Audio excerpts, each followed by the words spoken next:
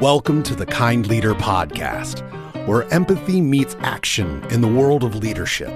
Your host, Gino Degregori, engages with innovators and seasoned professionals from diverse sectors, all demonstrating the power of leading with kindness. And now, your host, Gino Degregori. Leading in the national security and federal innovation isn't just about technology. It's about clarity, trust, and caring for people when the stakes are high. Hi, I'm Gino Degregori, and welcome to the Kind Leader Podcast.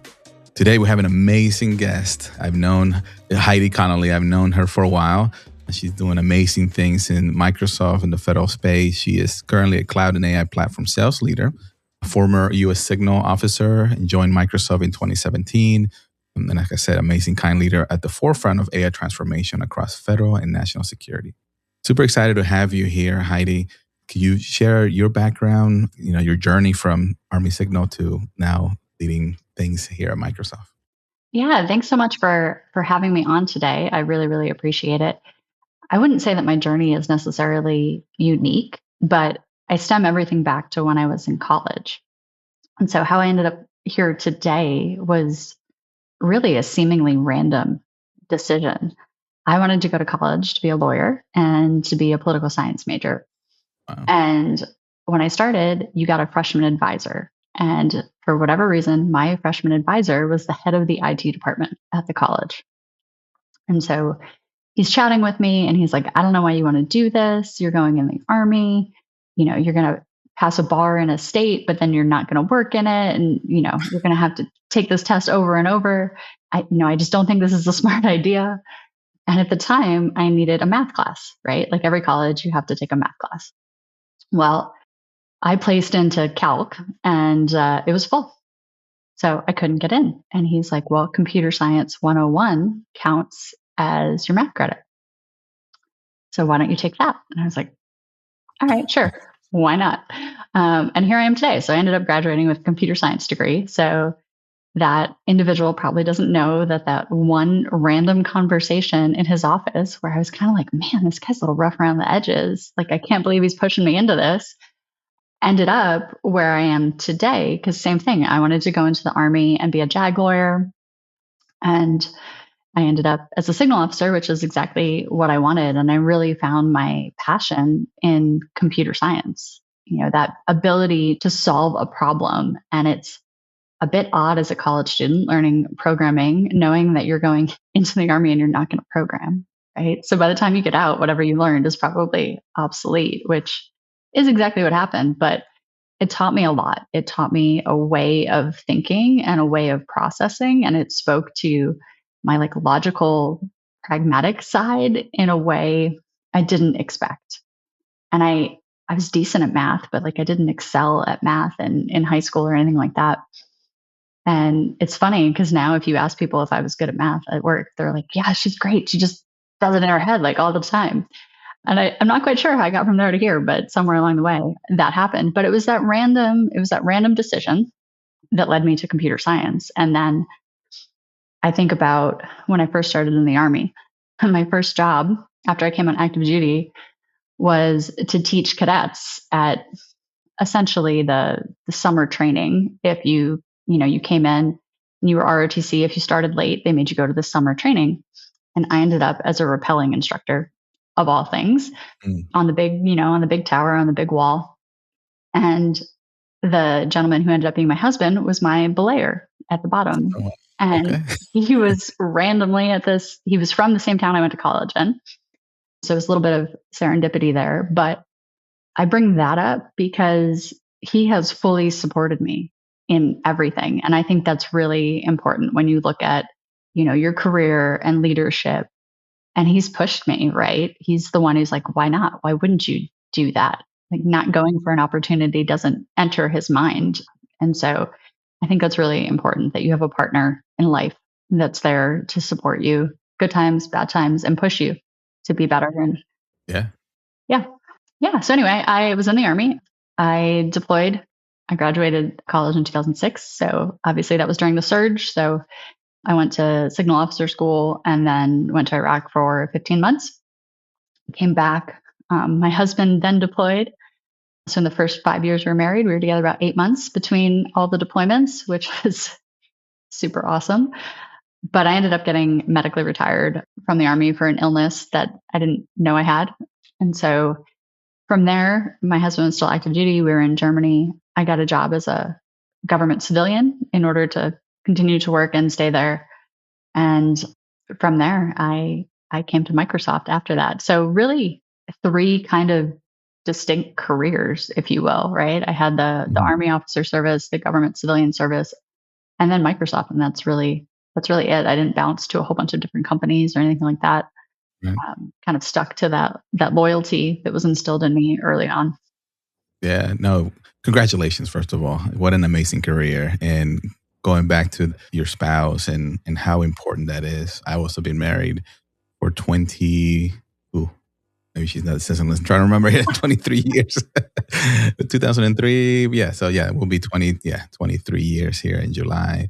And that support system, obviously, there's good days, bad days, but at the end of the day, it's the support system and the belief, right, of having someone there that's a cheerleader, on the good days or bad days, but moving that forward. So that's amazing. And then going back to your example on the impact that individual made in your career, that split moment, Yeah. and that impact is huge. And that's what, when we talk about kind leader and how we communicate and express and share the knowledge or advice or recommendation to people, is a huge thing because we want to create that impact to people's lives as well. Yeah. And I think the important thing is to listen, because I was sitting there, as an 18-year-old kid, and I was like, man, this guy, like, I was really upset about the whole thing.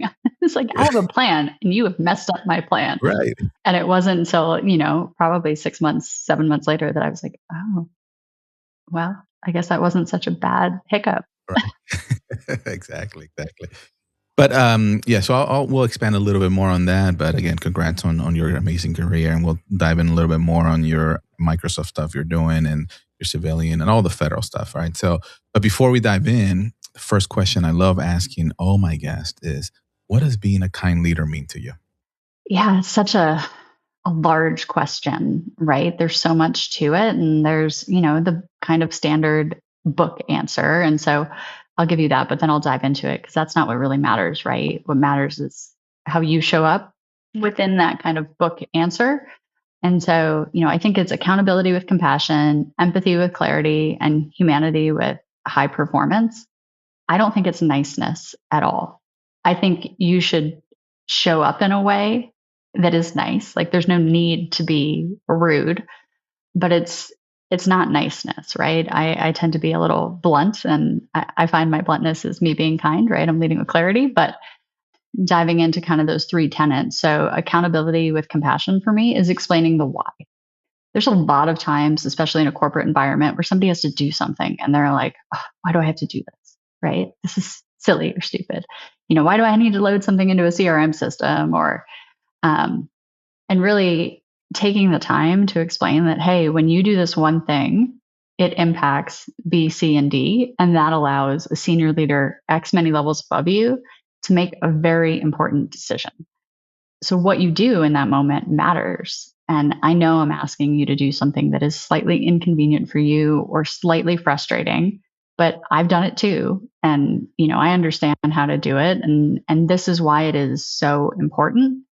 And sometimes I think we get so hung up on speed and efficiency that we forget to take that moment to teach. And so that's how I try to show up. I try to show up, hey, this is an opportunity to teach. You can't do it every second of the day, but I try to, invest in people and have them understand why it matters in the broader scope of what we're doing. And then, along with that accountability and compassion, I think back to when I was in ROTC, and I don't know that this would necessarily fit underneath there, but we were always taught at the time, this is 20 plus years ago, don't show weakness, don't show your softer side, don't joke with the people who are lower ranked than you. Like it's lonely to be an officer because you can only talk to your peers. You can't really have friends up or down. You're kind of stuck with the people to the left and right of you, for better or worse. And, I struggled with that initially because that wasn't who I was. It was this different version of myself. So I was showing up every day being a slightly different version of myself. And that's exhausting. And even more so when you're in something like a deployed environment where there is no time off. It's not like you go home and have a reset and you're only being this other version of yourself for 8 hours a day. I mean, it's constant. When they knock on your door at 2 a.m. because the network went down, like you have to show up as that person while you're still half asleep. And so I learned that's not who I am. And that's not how I build trust with the people I lead. So I really focus on, why should you trust me? Why should I trust you? And how do we trust left to right? And so now how that shows up in like my corporate self, if you will, is I really look at, how do we collaborate to build trust so that we can work together? And then how do you create that psychological safety? Because I think that's so important.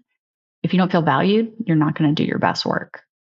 And so, along with the empathy with clarity, to that end, it took me a really long time to understand, longer than it should have, that you bring your whole self to work every single day and you're a product of that whole self and the experiences that you've had. And even if something's happened in your personal life, that shows up in your work life. And I had a boss when I worked for the government who started one of our first meetings. At the time, the organization was like 8 or 9 people. It ended up growing to 50. But he sat us down and he said, look around, because you're going to spend more time with these people than your own family. So you need to figure out a way to work with each other and like each other in that. And that's kind of always stuck with me. And then I try to remain curious when I look at the actions of somebody, right? Is there somebody who is a high performer that suddenly isn't showing up as their high performing self? Like, probably has nothing to do with me. It probably has nothing to do with their job. Something in their life is going on. And if you are curious and you ask about it, sometimes they'll tell you, sometimes they won't, right? Some people don't want to show that vulnerability, but I think putting it out there and telling people like, hey, I want to help you, and me helping you is a privilege. Like, not for you, for me. It's my privilege to help you versus the other way around, because it really is. If somebody trusts you enough to ask for help, what a privilege that is, right? Rather than go at it alone or ask somebody else. So that's how I look at the empathy with clarity piece of that. And then my favorite piece of that is the humanity with high performance. Super, super important, right? A lot of time, training, leadership guidance on high performing teams. But you can go through all that training. It doesn't mean you're going to have a high performing team. So what as a leader can you do to really enable that? And I worked for an individual for several years, amazing individual. And he really, really invested time in me to make me a better leader and to prepare me for my next roles.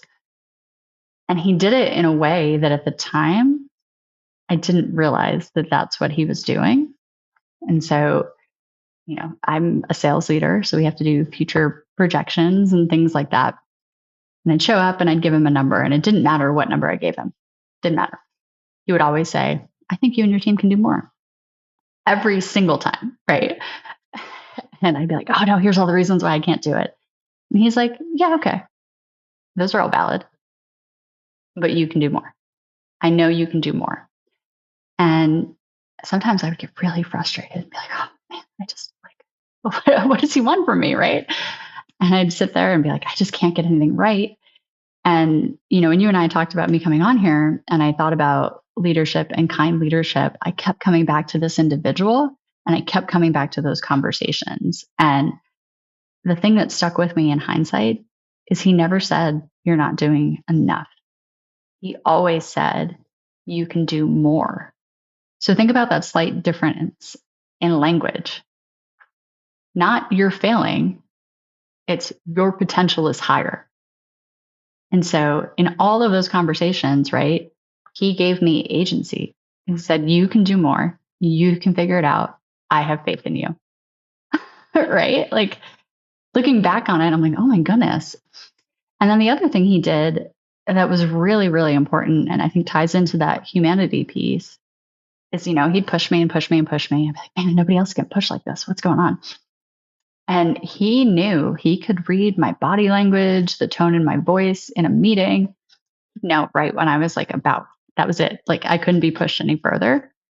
And then he'd call me on the phone and he'd say, "Hey, I just want you to know you're doing a great job." Oh, Just like, I'd be like, "All right, sure. I'll follow you through fire. No problem, man." Like that simple thank you, amazing. thank you. I think you're doing a good job Yeah. was all I needed. So I always come back to that. And, I really try to take the time to thank people when they do something above and beyond, even if it's something small, right? Yeah. Something beyond their job scope, because in that moment, they might need that. They might need to be seen. Yeah. And I think, well, first of all, thank you very much. That was a great explanation as well with some very, really good stories and the nuggets. And I'll come back to the comments you mentioned about, you can do more, because I would love to understand that a little bit more and, maybe provide that guidance to our audience here on how they can potentially do it themselves. Right.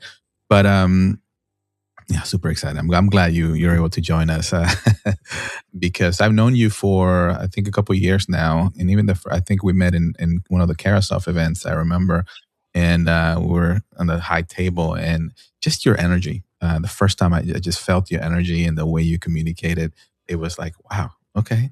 Just your approach, it was really nice, very welcoming, right? It wasn't like not necessarily that other people are like closed off, but it was, just welcome. I'm here. I'm here to help. What's going on, right? How can so I love that, right? So it's the approaching as a leader, as a person, whether you're, in your internal organization or network, right? Networking events, you are who you are, right? And I felt that from you.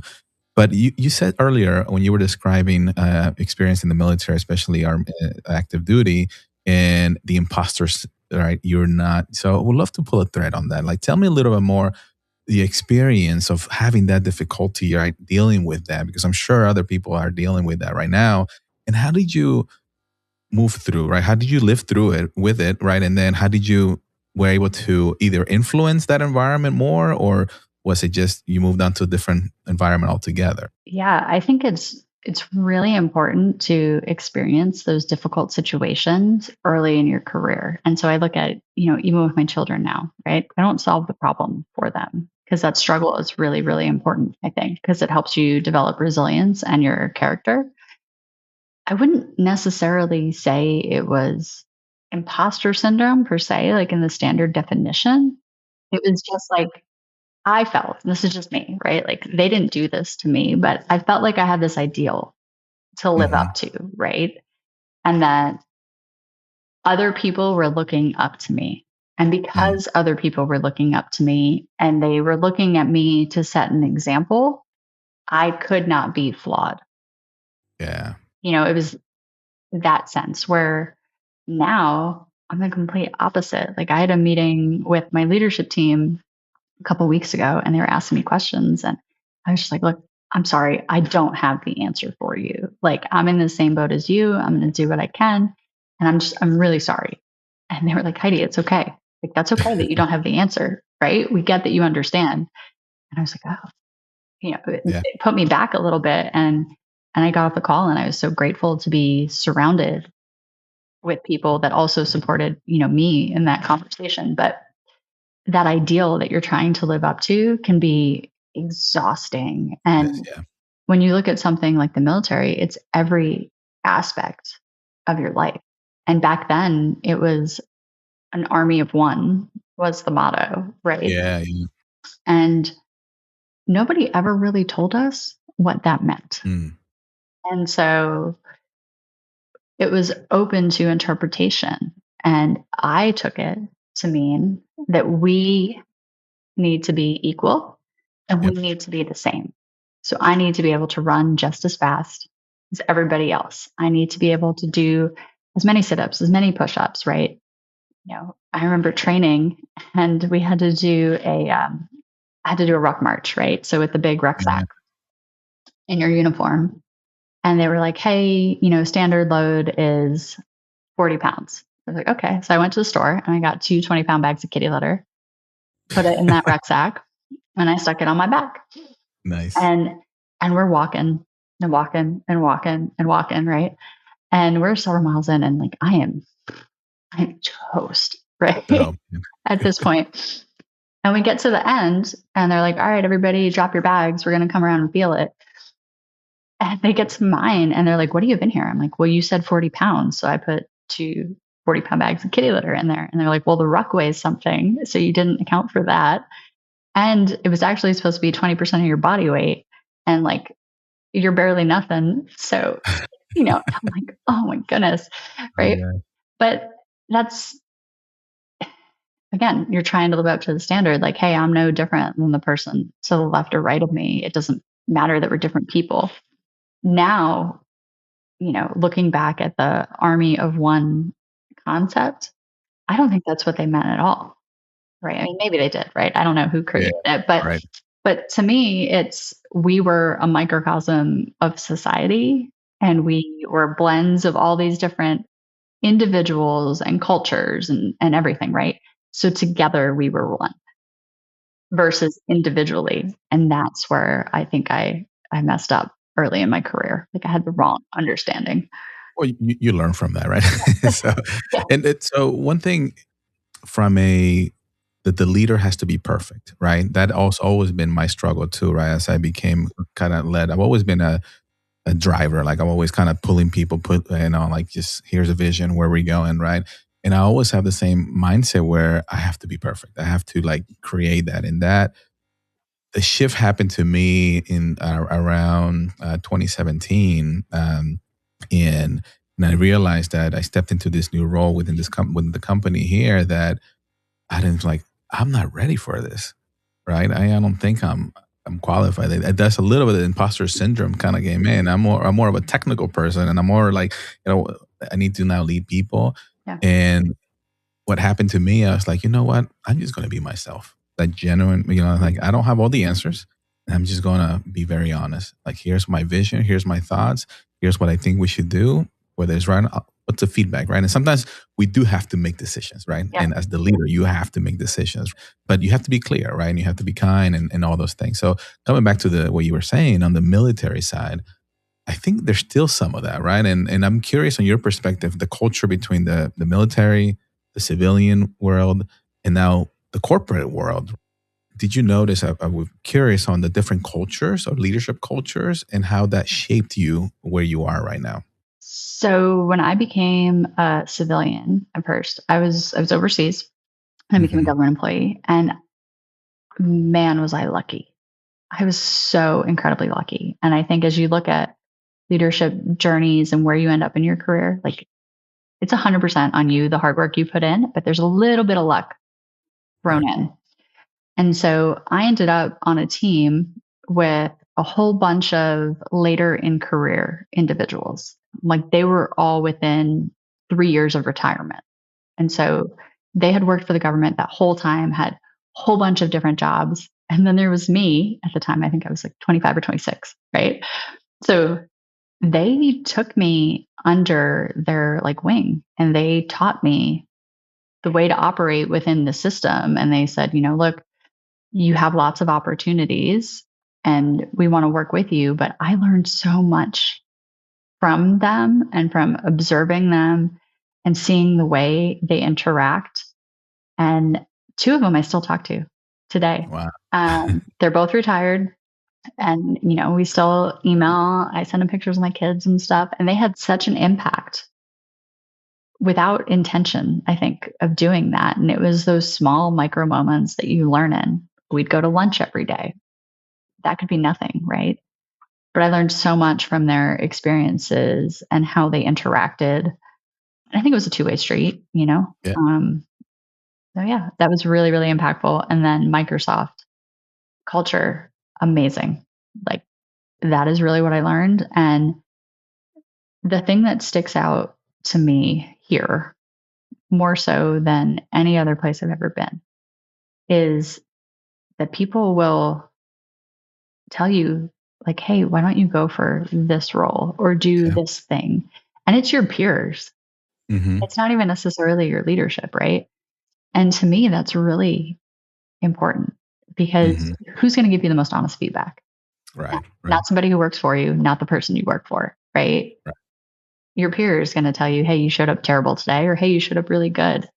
And so that network of allyship exists in a way that is very, very genuine, and that I've probably not experienced since the military. So that culture, that camaraderie, Yeah. You can call up almost anybody and say, hey, can I get some time on your calendar to talk about X, Y, or Z? And they will almost always say yes. They might say, hey, it'll be 2 weeks, Right. but they will almost always say yes, which is amazing. You don't get that in most places. And Right. so, the opportunity to learn in that way, I think is just amazing. And I think that the growth mindset, right? That Satya kind of been pushing since day one. He started there, and I love also I've heard is shift from know it all, right, as engineers and all stuff to learn it all, which is a different mindset altogether, which allows you to have that open mind, that abundance mentality where we're all here to learn, we're all here to experience this world, right?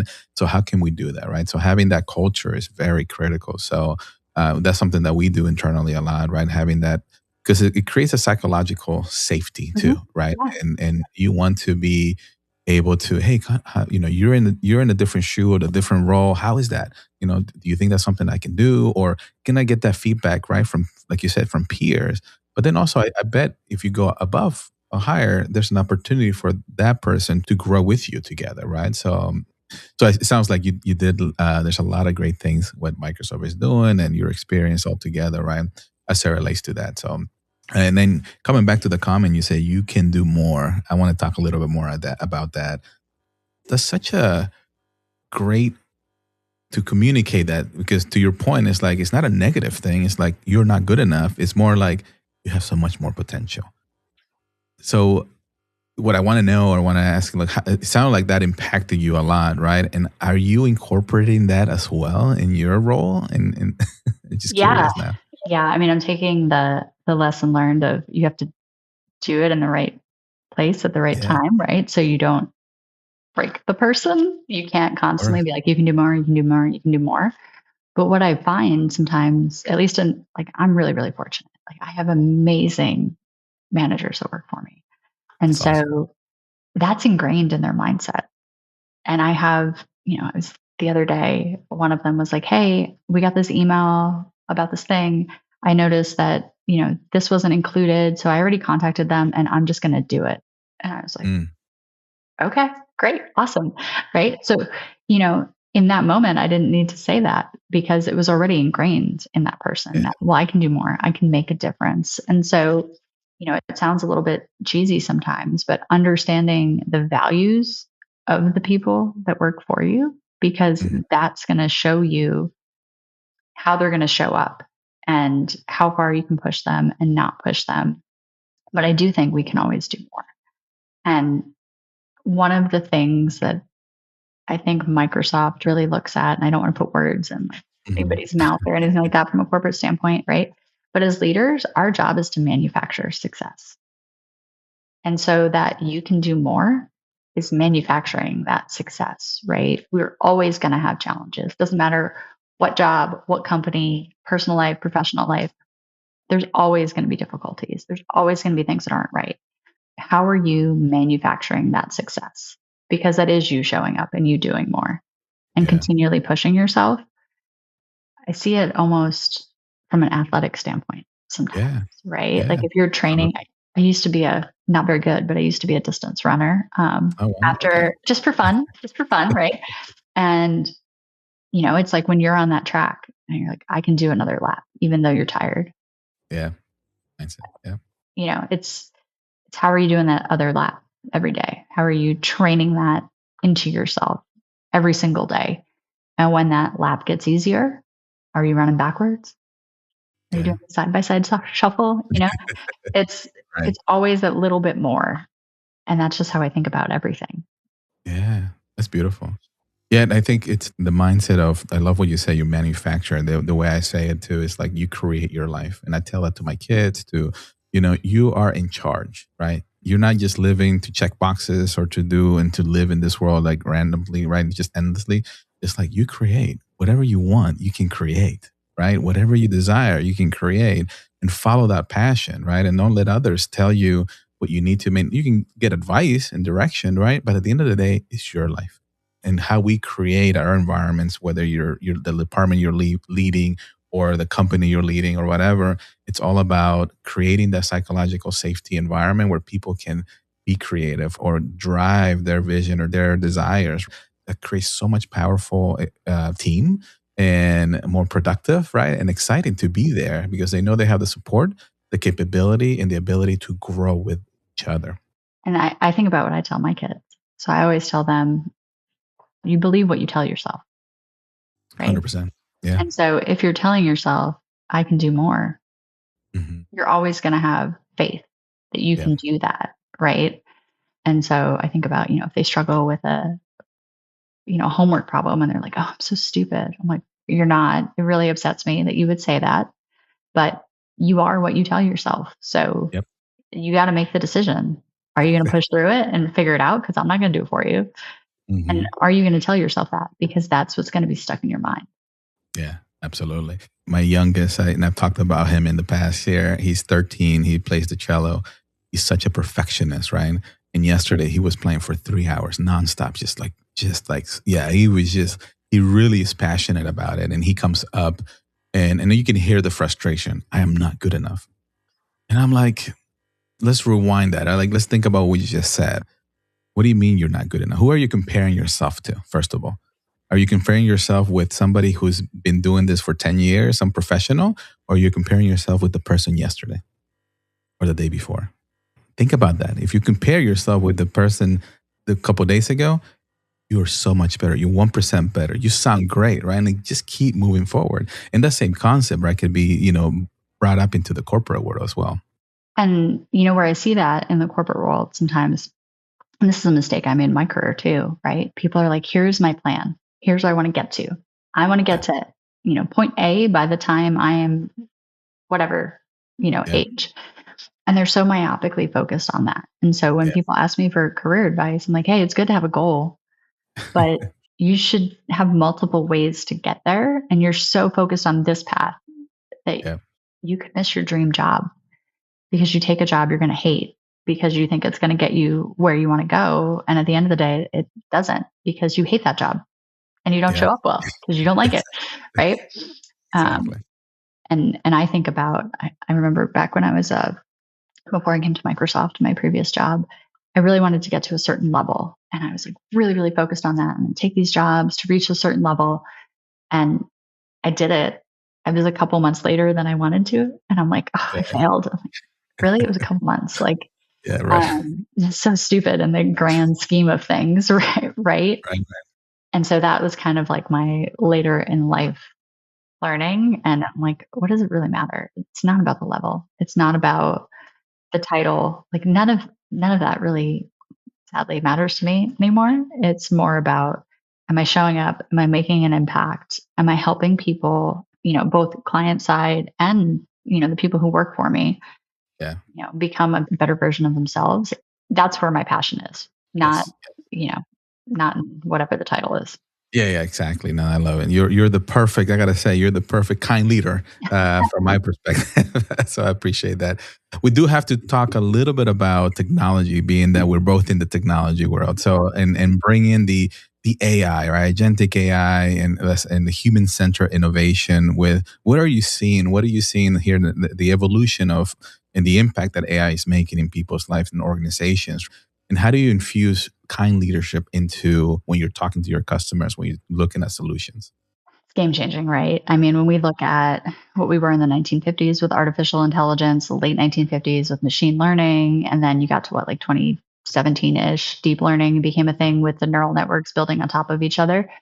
And now we have this agentic AI, which is really, really powerful if leveraged properly. And I recently just gave a talk on this, and my favorite slide in the whole deck is one side was like an organizational silo. And we think about making decisions and working through transactions like within that silo. The other side of the slide was a brain. And then it had agents within the brain and this like interconnection across the board. And so it's offloading Hmm. the things that I'm not going to say that don't matter, but like offloading the mundane in a way that allows you to be more effective and efficient and generate more value for your time.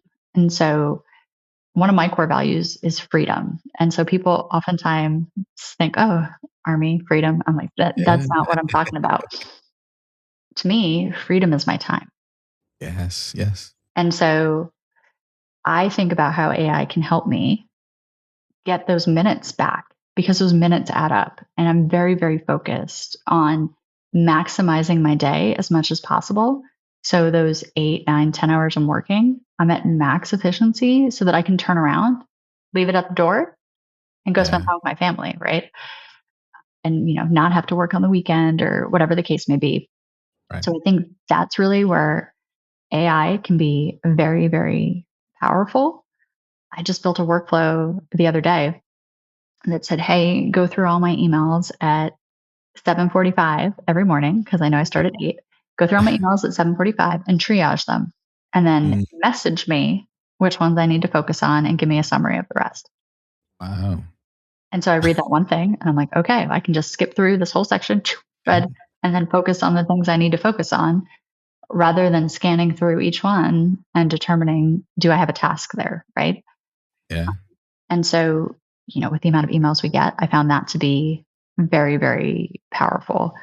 Even things like onboarding a new employee, Right. Right. emailing back and forth, "Hey, they need a computer. Oh, it should be this model. Oh, it needs to go to their home address." All of that can be offloaded to agents where it's just a validate. Yeah. Hey, right computer? Yes. Right date? Yes. Right address? Yes. All right. And it's done. And then it just, automatically shows up. And, I Yeah. love the concept of having all your files in the cloud, your computer scans your face, and boom, you're ready to go. Right.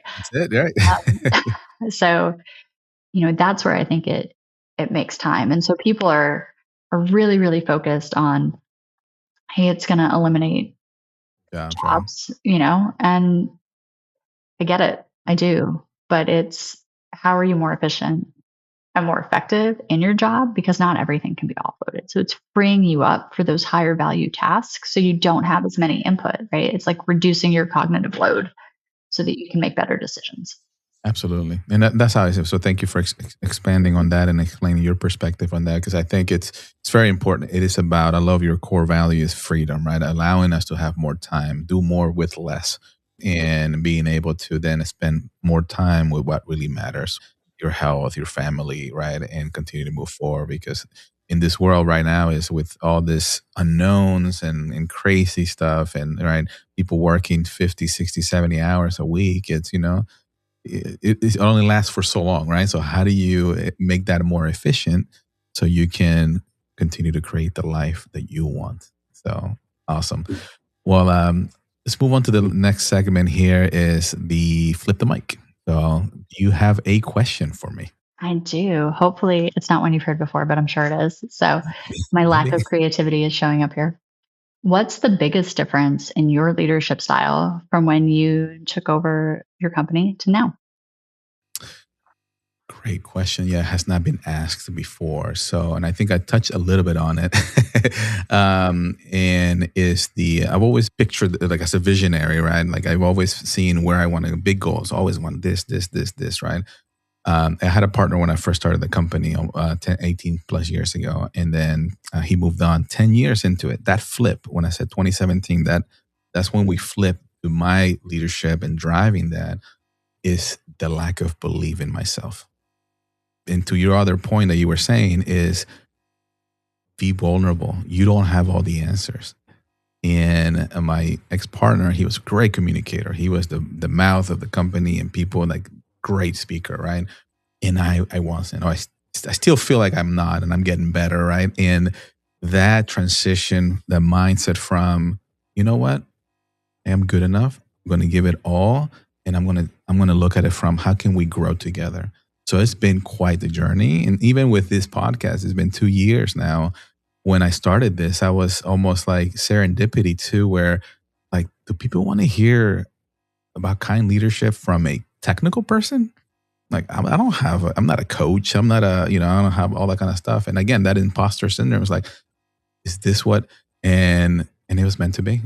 I'm enjoying every conversation that I'm always writing notes and learning, right? Like what resonated with me today with your conversations, you can do more.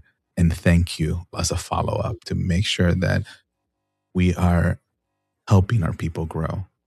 helping the people around us. And that same message can be done at the corporate world, in your family, right?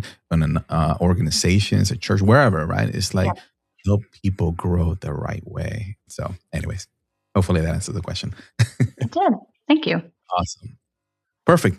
Talking to the audience real quick, if this conversation resonated with you, especially with the leading in the government, in the federal space, and all those great things, please share, like and share with others, and so we can continue doing this amazing podcast and putting some good message out there. So, where can folks find you, Heidi, if they want to reach out, learn a little bit more about you? Probably LinkedIn. Okay. I'm not a huge social media person. So you may or may not be able to find me depending on the settings in our network that are connected, but LinkedIn. Okay, perfect. Yeah, and LinkedIn will be great. The best way to do it. Yeah.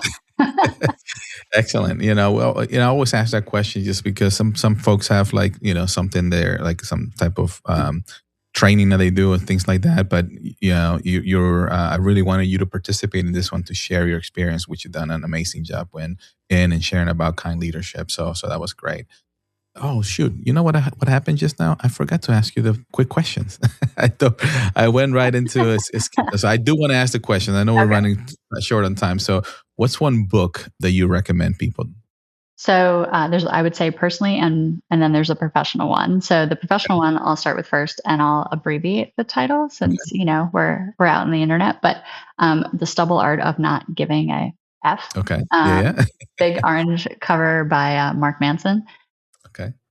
Great book. It's not what it sounds like, but it's really like focusing on what matters. Like focus on what matters, and the rest is just noise.